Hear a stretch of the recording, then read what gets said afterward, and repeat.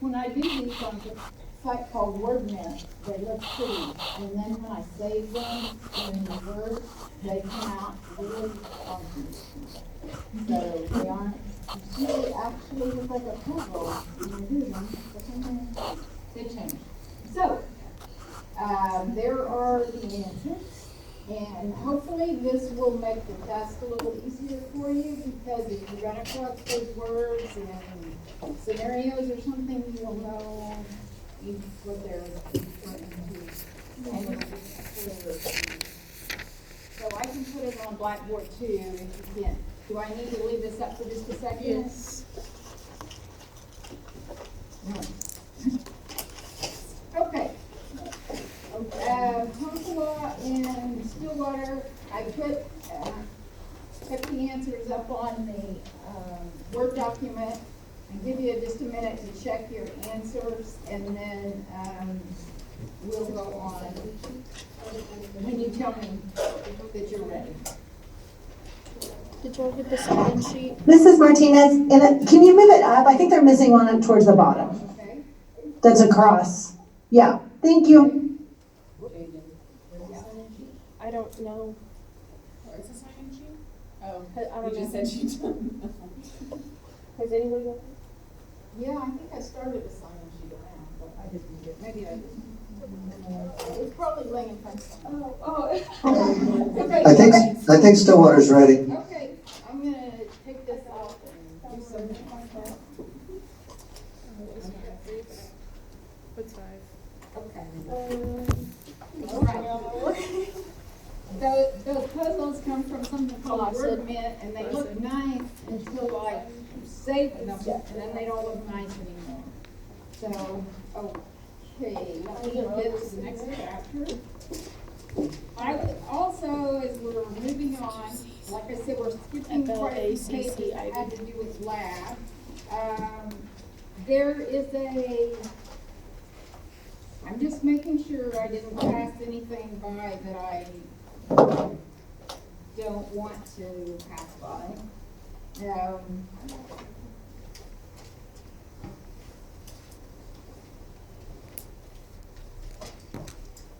There is a concept map, the very last page of the chapter on 1062, that just talks about disuse syndrome.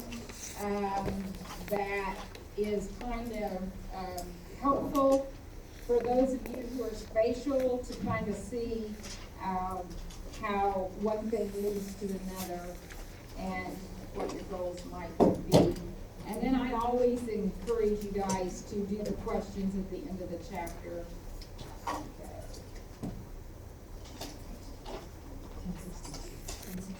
Sleep. That was a long.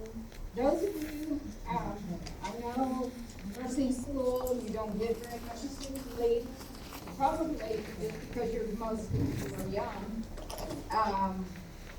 have been used to not sleeping a lot for a long time.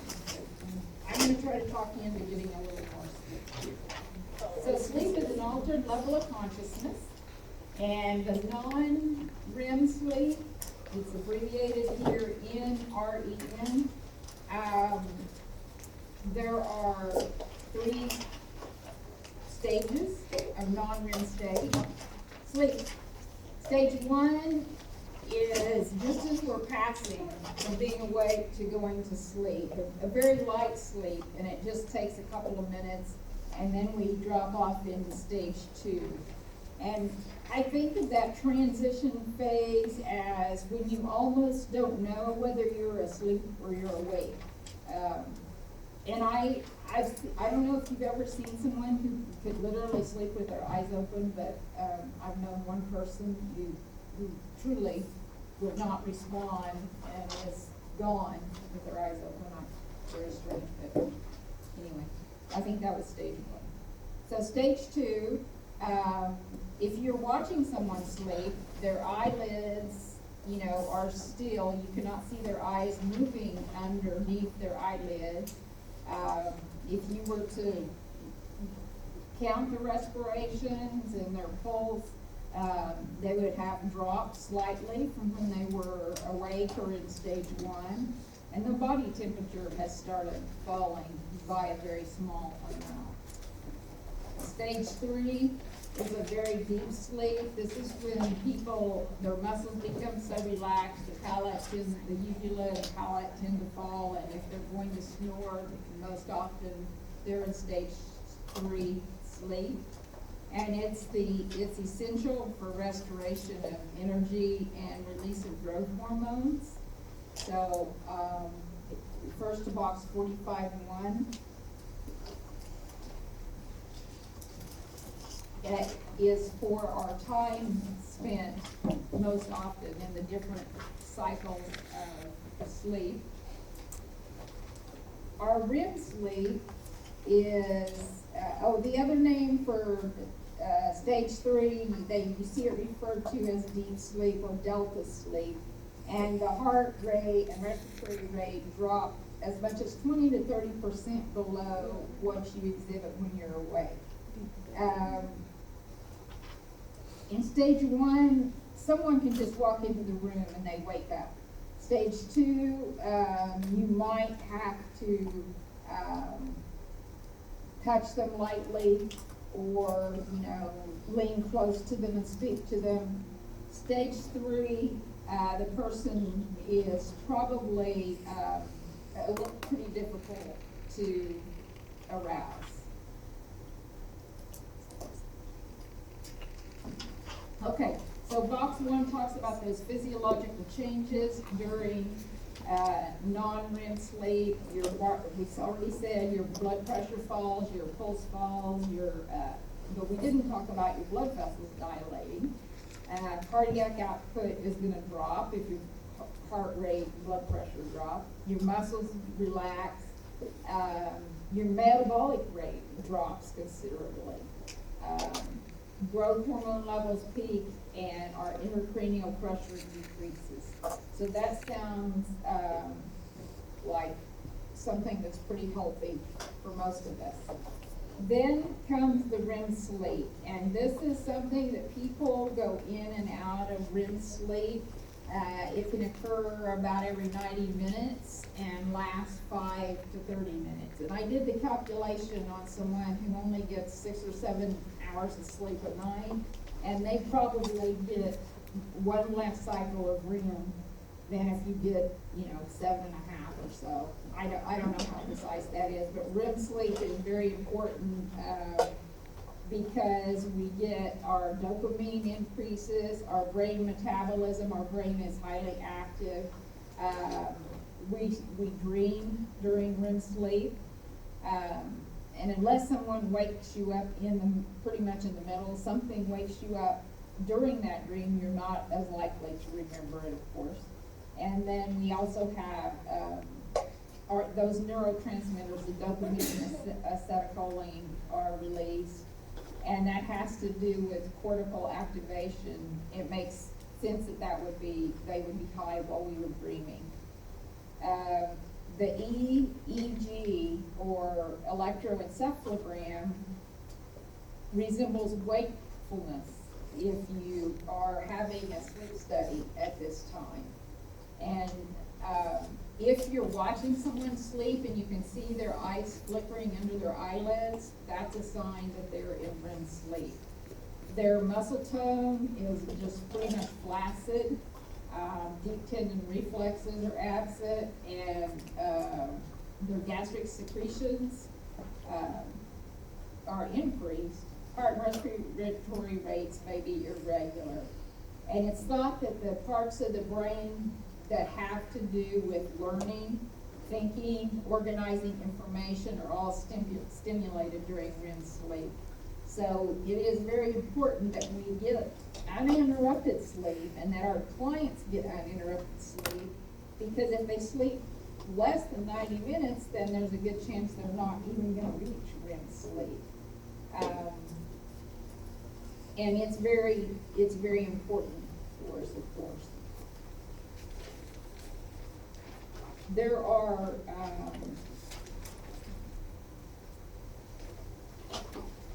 health issues that have been associated with sleep deprivation, quite a few health issues.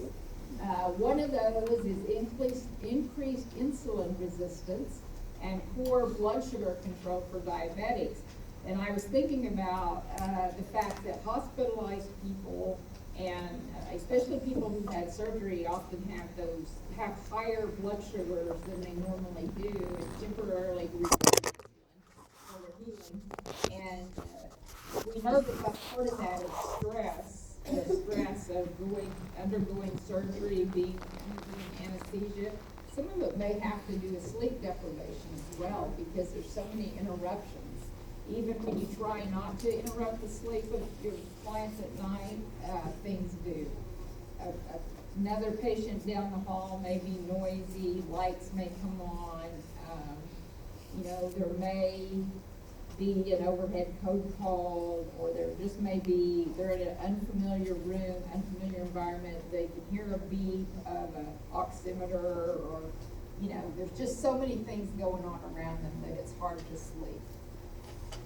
People with sleep deprivation have less active immune system, so they're more susceptible to illness. So that probably applies to a lot of you. Some of you have probably had more colds, more little illnesses this semester than you typically have. And you might look back on it and say, gosh, I didn't really get as much sleep as I normally do, and that might have had to do with it. We have a decreased ability to deal with stress. And this is definitely true that people with sleep deprivation tend to have what's called in the book a negative temperament. So be more irritable, have outbursts occasionally, express feelings of being overwhelmed. Sleep deprivation makes us not very pleasant to be around for other people, and we just don't handle things well. It doesn't take much to cause you to fly off the handle or have an outburst, and you might think back on it later and think, that's not like me. But when you're sleep deprived and you're really exhausted, it is much more likely that you're going to have a little, not as good of a grip on your behavior. You're not going to be as diplomatic as you normally are, not as considerate of other people. You just may be thoughtless and get angry over minor things when you normally are not that kind of person. Okay. So that's that decreased ability to deal with stress. Motor vehicle accidents and on-the-job injuries. Corporations spend millions of dollars sometimes when an accident occurs on site. And when they go back and do a lot of really in-depth research, sometimes they find out that several of the people on the job site maybe were working doubles, or because there was some shortage, or there was a bug going around, and people were being forced to push through in order to meet deadlines and to work extra hours, and there are more accidents. And that's been shown over and over. There are more accidents at work toward the end, for nurses, toward the end of 12-hour shifts. And if they work 3 12s in a row or 4 12s in a row, they make more errors on that third and fourth day. So, when I started nursing, there was no such thing as 12-hour shifts. We either did 8s or we did doubles. And we did a lot of doubles. But now I think the reason they went to 12s is the hospital makes money off of that, because the 8-hour shifts, nurses usually charted an hour and a half at the end of their shift. And by the end of a 12, there's been a little lull and they're usually caught up, so there's less overtime statistically. So hospitals save money by nurses working 12. Also, a lot of nurses work 72 instead of 80, so they don't kick over into overtime. So it really came about for a couple of reasons. I was in management when we made these transitions, and one of them was to save money, and the other was we got more nurses working on the weekend, because if they did 12-hour shifts, we were typically short of nurses. You had more proportionately working on the weekend than you did if they only did 8.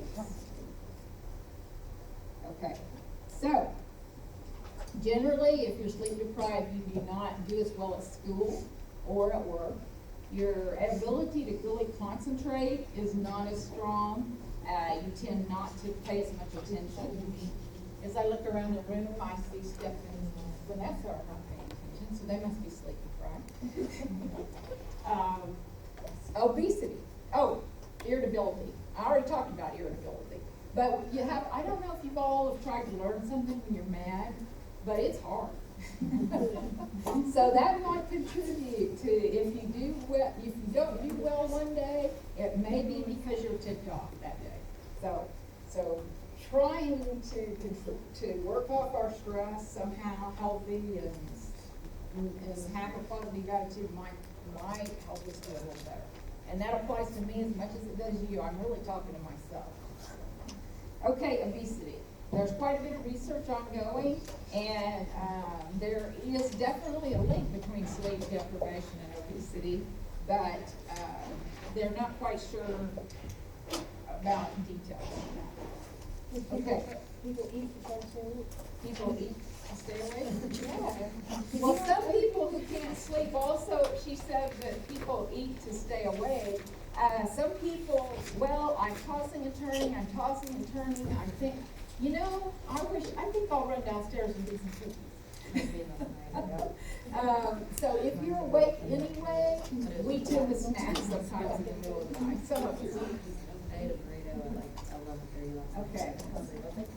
So, factors affecting our sleep, illness, and this can be, you know, illness like hospitalized illness. This can be a cold. I know all of you have at least experienced some of that stuff, that nose where you can't breathe. It's very hard to sleep if you have a sore throat and you're coughing and you really aren't getting good, you know, you're having a hard time breathing, no matter what position you're in. So it doesn't have to be a major illness. A minor illness could do it as well. Also, things that affect the older patients that we run into that they're dealing with every day, a lot of them, arthritis in the back or in joints, upper respiratory infections, as we talked about, and nocturia. Can someone tell me what is nocturia?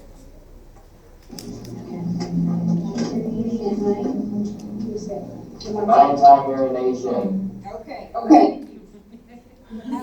Right. Those people, men over 50, tend to have slowly enlarging prostates, the benign hypertrophy of the prostate, BPH, and that puts pressure in their bladder and they have to get up and pee at night. People who have poor venous return, who get edema in their legs during the day, when they're laying in bed sometimes, that it's not as hard for that blood to move to the kidneys, and they end up getting up and peeing a lot at night. So nocturia can really interfere with that ability to get into that stage 3 or REM sleep. And then the arthritic back and joint pain, hips, knees, shoulders. There's a lot of people who will tell you, I can't sleep on my left side because of my left shoulder, but I can't sleep on my right side because of my right hip. So I can only sleep on my back or my stomach. And then I probably didn't really realize until I did home health. I was not brought up by any means in a wealthy family. And now that I think back of it, I probably had a lousy mattress when I was young, but I was young, so it was no big deal. There are a lot of people out there who are sleeping on a mattress that's 25 years old. You know, that's giving them no support for their arthritic joints and backs. And when I did dabble a little bit in home health just to make some extra money a few times, and I became much more aware of my good fortune that I could afford to change my mattress every 10 years instead of every 25. But, yeah, because I'm wealthy that way. But anyway, pain keeps people awake. So, menopause, women report more insomnia than men do, and they believe that the lack of estrogen that's associated with night sweats and hot flashes is part of it. But a lot of women after menopause, menopause,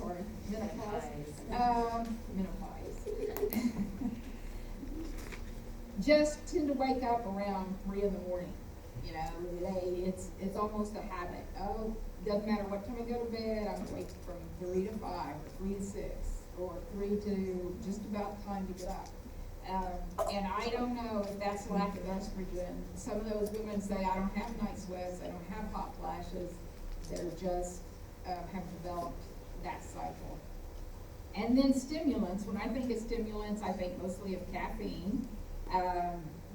A lot of us don't drink coffee or use energy drinks late in the evening, but maybe we drink soft drinks that have too much caffeine, or iced tea that's caffeinated. Alcohol is a depressant, central nervous system depressant, but very much alcohol tends to interfere with you getting into those good stage 3 and REM sleep. And I don't think it takes very much to do it. So people think that alcohol helps them sleep. It actually does not benefit them with the type of sleep that they need to really re-energize their body, to heal what's broken, and to, you know, start the day well the next day. Smoking, that vasoconstriction, nicotine is something of a stimulant, and then some medications will keep people awake at night. I don't know right off the top of my hand. I tend to think of more medicines that make you sleepy than make you wide awake, but they're steroids. Oh, steroids was a great example. Well, Okay, so whenever you mix like your alcohol with a Red Bull, is that a stimulant or is that going to be like depressant? the question was, what if you mix your alcohol with Red Bull? Is that perfect, so you can sleep well because you got a stimulant with a depressant? No, you probably get the negative benefits of both. So, really good idea. Well, no, it really wasn't. But thank you for environmental issues. The room's too hot, it's too cold, it's too bright, it's too noisy. You're in an unfamiliar environment. Your neighborhood's a little shifty. Whatever kinds of environmental issues are taking place. Dogs bark. Lack of physical activity during the day or work shift, which lifestyle. So most of us, like it or not, I don't really know, but I bet if you took a poll of how much exercise nursing students get, you're fairly sedentary because you spend so much time studying. And I know that I'm sedentary because I spend too much time in my office. And if you're sedentary, you don't get to burn off stress with physical activity. So when you go to bed at night, and even though your brain is tired, it's hard to sleep sometimes. And then people who do shift work, nurses, truckers, probably people who work in factories, have a hard time a lot of times with their circadian rhythms, especially if it's one of those jobs where you work 2 weeks of days and then 2 weeks of nights. Or you work 3 nights, then you try to stay up 3 days to be with your family, and then you're back to working 3 nights. That flipping back and forth really affects the quality of your sleep and your ability to sleep. And then emotional stress, depression or anxiety. And people think that people who are depressed sleep all the time. I think that sometimes people who are depressed tend to lay around on the couch and not go out because they don't feel like getting dressed, and they don't want to brush their hair, and they just don't have the energy. They don't want to deal with people. But that doesn't mean they're necessarily sleeping. That means they're very sedentary. Or they might doze and nap, but not really get into deep sleep. And then when nighttime comes, they have trouble sleeping. Anxiety, of course, if your thoughts are racing and you're worrying about all kinds of things, it's very hard to sleep. So depression can go either way. Depression can cause people to sleep more than they should, or they can actually, not burn off any energy and not be able to sleep. Okay. So common sleep disorders, insomnia. This can be difficulty falling asleep or staying asleep. Some people take a long time to go to sleep, but once they go to sleep, they stay that way. Others fall asleep fairly easily, but then they do that 2 or 3 o'clock in the morning thing, and then they're awake for hours. Again, this is more common in women, older people, and shift workers, insomnia. Excessive daytime sleepiness can be just a hypersomnia thing that's depression related. It can be medication related. Who knows? Narcolepsy. Narcolepsy is a medical condition where someone can just, bam, they fall asleep within 20, 30 seconds while they're at work. I remember a postal worker that was, I think there was an article about him that he was fired from his job for falling asleep, but then he got reinstated after he got diagnosed with narcolepsy. But they said he was a good worker and he'd be going along just fine, and then he'd just stop at a house to read an address and he'd fall asleep in his little cart or something. Sleep apnea, where people stop breathing for a period of time, a few seconds. It can last longer, and the blood pressure problem, where your blood pressure gets higher, it stresses your cardiovascular system a lot to have sleep apnea. Sometimes it comes from the central nervous system, sometimes it's related to your physical structure. And then just insufficient sleep by choice. Maybe you're someone who has such a busy life, you just choose not to get much sleep. So nursing actions, when we don't have a lot of time left, as to promote sleep, assess your clients. You may ask them to keep a log. Teach them that a regular routine is best, having a regular bedtime, even on the weekends, as close as possible. Maybe you go to bed at 10:30 during the week, try to be in bed by 11:30 on the weekend or something. Have a sleep-conducive environment without electronics. Turn off your phone, turn off your TV, turn off everything that's going to distract you,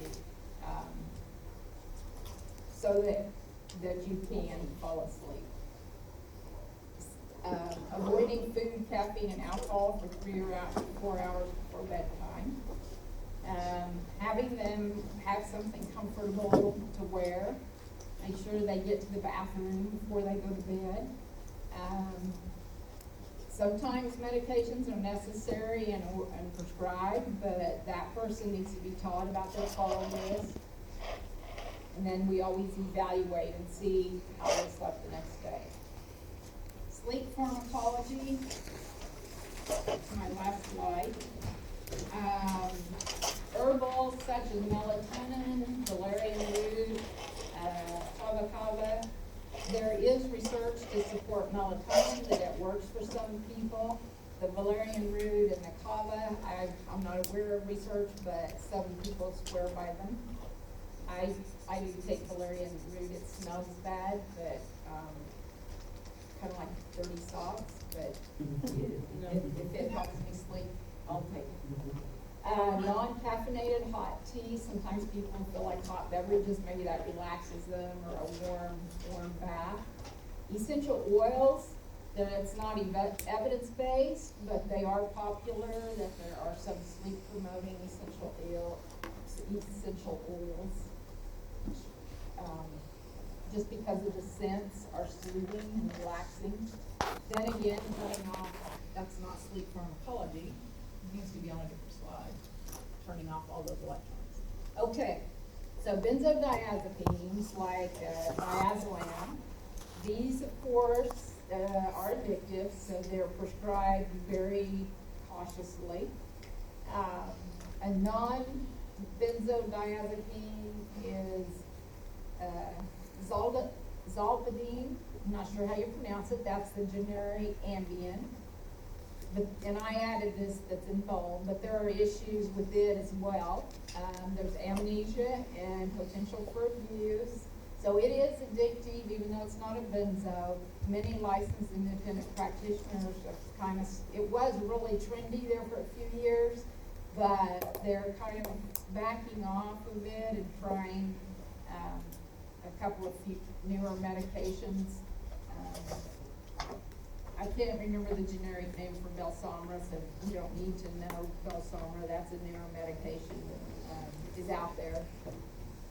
Some people will play some sort of sound like a soft music or an ocean sound, rain, something that's soothing to that individual.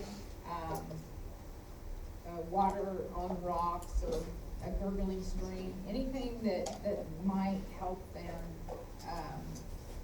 relax. And then some people will try to have positive thoughts, maybe giving thanks for all of the good things in their life.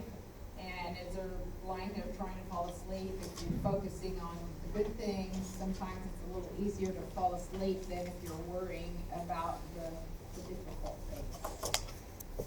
Any questions?